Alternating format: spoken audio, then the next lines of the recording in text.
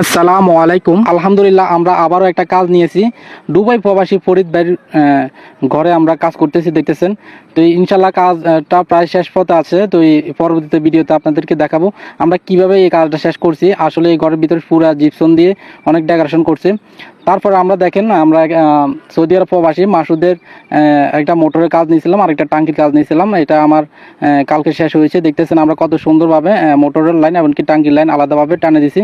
তার সাথে একটা ঝর্ণা দিয়েছি, তারপরে একটা টিপ কল, প্রত্যেকটা বাথরুমে ট্যাপ কল হয়েছে, দেখতেছেন।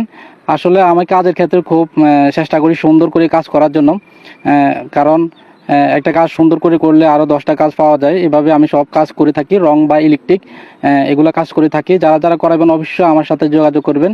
আমি কাজের ক্ষেত্রে খুব সূক্ষ্মভাবে কাজ করে থাকি, কোনো যত প্রবলেম না হয় এমনভাবে কাজ করে থাকি। প্রবলেম হলে আমি আসি।